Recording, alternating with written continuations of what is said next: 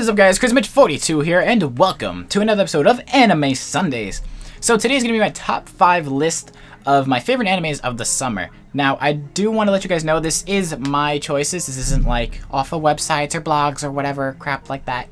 This is my choice, so if you guys are different, I want you guys to let me know. What are your top 5 favorite animes, or what is your favorite anime of the summer? So, yeah, let me know down below. But anyways, my top 5 list of summer 2014 animes. So without further ado, let's jump right into it. Alrighty, guys, so number 5 on my list has got to go to Oharu Ride. Now, this is a show that I literally started watching about 2 weeks ago. So yeah, didn't really watch it full out in the summer, but I did get into it about 2 weeks ago. And I'm not gonna lie to you guys, when I say the drama and romance in this show is real, I mean the drama and romance in the show is real. So this is about Futaba and Ko. Now, they used to know each other in middle school. They used to love each other in middle school. But then Ko kind of left, I guess. He just kind of disappeared and then comes back when they're in high school. So now they're talking to each other again, but they kind of don't have the same feelings as they did back then. And Futaba still does, but it's like, So it's really like, I really don't know what's gonna happen in these next like 2 weeks of this series, because I honestly, like, where they left it off, you're just like, what is gonna happen? So this is actually a shoujo anime. Now, the reason why I'm saying this is because I've never really watched the shoujo anime. I've only watched, I think, one in my life. But I'm not gonna lie, this is a pretty good show, so I really do enjoy it, and this is why it deserves my number 5 spot on my list. So let's get on to number 4. So number 4 goes to a show that just made my blood cringe when I first watched it, because I didn't know what the frig was going on. And this has got to go to Tokyo Ghoul. Now, Tokyo Ghoul is a horror anime. Now, as you guys know, I'm not a really big fan of horror. I usually never watch horror because I'm scared to death of it. But the horror isn't as horrific as you would think, but it makes up with its blood and gore and fighting. Now, this show is about Kaneki. Kaneki was a normal human being until he got organs from a ghoul named Riz, which actually tried to kill him. But he got the organs from her because he almost died. But now he's half ghoul, half human. So one of his eyes is ghoul and the other one is normal. But when he gets into his little rampage mode, I guess you could say, when he goes into ghoul mode, sometimes both of his eyes both turn red and they go black. It's pretty terrifying. Anyway, so ghouls are these creatures that actually have to eat humans to live. They can't eat any other types of foods because for some reason when they eat them, they get really sick. The only other food they can eat, or I guess drink, is coffee. Which is kind of strange how you think about it. Like, living off of coffee. Now, I'm not a big fan of coffee, but, I mean, if I'd have to live by drinking that, I mean, sure, why not? But mainly they do have to eat meat, which is humans. So that's how they're supposed to live.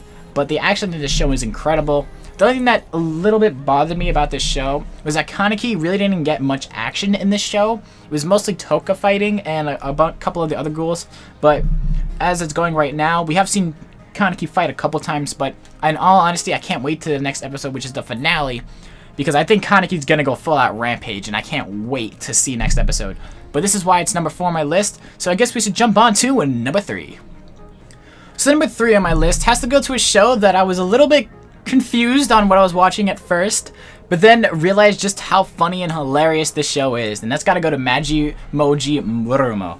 So Murumo is actually this witch. Now, the main character is Shibiki. Shibiki's a huge perv. I'm just saying that now. I'm just saying it. And this show has a lot of ecchi in it. I'm not gonna lie to you guys, it really does. But this show is hilarious. So when I first watched this, I was like, okay, it's gonna be about a witch, and it's supposed to be funny. But they put it to a level of hilarity that I've literally lolled out loud so many times watching this show. It is really, really funny. So Shibiki has to use these magical tickets that he gets from Murumo. And there's basically 666. Devil. Anyway. Forget about the devil thing. Anyway, so basically, if he uses these tickets, it takes part of his life. And basically, when all the tickets are run out, he dies. But Murumo doesn't know that. Only Churro and a couple other witches that he meets, like, one witch later on in the series. But, yeah, it's pretty freaking hilarious. God damn, it's so funny. It really, really is. It's such a funny show. And my favorite character right now is Churro, because she's freaking hilarious. She's a cat at moments, and when she's a human, she's, like, insanely weird. So she's mad funny. But even though this show isn't as well ranked as I was hoping that it would be, if you have not checked the show out, you really do have to check it out. It's really, really funny, and overall, it's just, goddamn, it's just hilarious. But anyway, let's get on to number 2. So number 2 on my list has to go to a show that literally has number 2 in its name. I'm talking about Sword Art Online 2. Now this show I was insanely hyped about ever since I heard about it coming out after I finished Sword Art Online, because this is a sequel to Sword Art Online. Now, our main character Kuroto, or Kazuto Kurogawa, is in a game called Gun Gale Online. Why? Because there's a guy named Death Gun who's actually killing players in the game, which then leads them to die in real life, which is pretty freaking scary if you think about it. I mean, these virtual reality things are freaking me out. I'm pretty scared in the future when like they're gonna be like, oh, virtual reality headset. I'm gonna be like, nope, I'm gonna throw that thing away. Because freaking Sword Art Online is gonna terrify me for this. But yeah, so now he decides to go into the game and he's gonna enter a tournament called Bullet of Bullets, which is a huge gun tournament. Now he's trying to hunt down Death Gun, but not only does he try and hunt him down, but he also meets somebody called Sinnoh. Now Sinnoh in real life is actually Shino, and she is kind of has a fear of handguns ever since she was little, because she actually had to kill somebody with a handgun when she was little in a bank robbery, and she's been terrified of guns ever since. But in the game she has a different strength to where she can actually use guns, and she's a sniper. So overall, like, the way that they presented Shino was really depressing, really. Like, when you first see her, she's like, you know, all nice. But then when you hear about her backstory, I was like, Jesus Christ, that is so horrible. Like, it's a really bad backstory. But her character is really entertaining to watch, and her in the game is really freaking amazing how she fights. Same thing with Kuroto, because, you know, he can't go anywhere without a sword. Even in a gun game, he's got to use a sword. He's actually using a thing that looks like a lightsaber, but, you know, copyrights, you know, freaking Star Wars will jump on their ass for that. But anyway, with his lightsaber, I guess, and his little handgun, he fights around in the game as well. And it's getting to a point where it's going to be insane, and I have to watch the next episode that came out yesterday, so I have to go watch it. So, as soon as I'm with the list, I have to go watch it. But anyway, this is why it's number 2 on my list. Let's get on to number 1, which you guys might already know. So number 1, automatically, you guys probably already know what I'm going to say, because let's be honest, I haven't stopped talking about this show ever since it came out. And that's Akame ga Kill.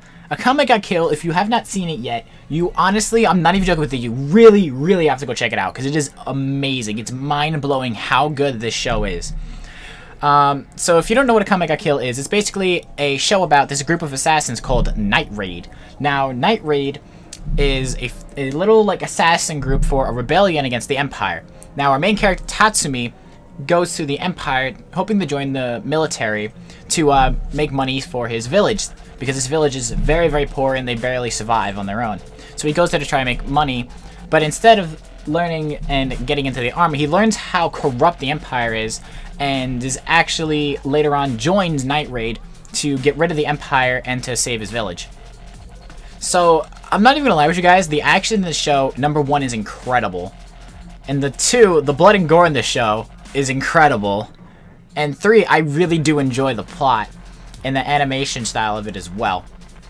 And not only that, but main characters die. I remember when the first, because I'm not gonna say who dies, because already a couple people died, but when the first person died, I almost cried. I was like, why did they kill her? Why? Like, I really liked her. Why did they kill her? I was so upset.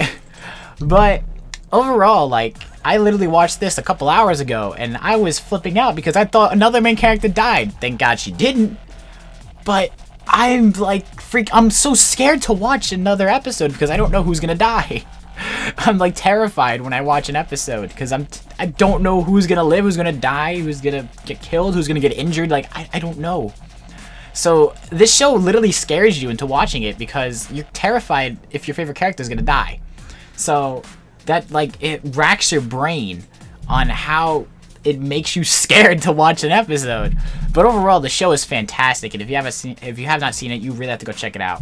Because I think when this series is over, this might be in like my top 10 favorite animes of all time, the way it's going right now. That's how good it is. But anyway, that is it for Anime Sundays today. Hopefully you guys have enjoyed this little top 5 of mine. I know it was a little bit rushed because I didn't have much time to get as much as I wanted to out, but hopefully you guys enjoyed it to the fullest. If you did enjoy, make sure to like button down below. Also, if you're not subscribed to the channel, you can subscribe as well. As I said in the beginning of the video, make sure to comment maybe your top 5 favorite animes of the summer or your favorite anime of the summer. Next week, as I stated, is going to be a special episode, so I hope you guys are ready for that. It's something really, really cool, so I hope you guys will enjoy that. And tomorrow is Dragon Block C, which has a actual special announcement that'll be in that video, so make sure that if you are a big fan of that series, make sure to check it out tomorrow. There's going to be a huge announcement in it, so make sure to go check that out. But other than that, that's it, guys. Hopefully you enjoyed this Ep.42, and I will see you all in another video.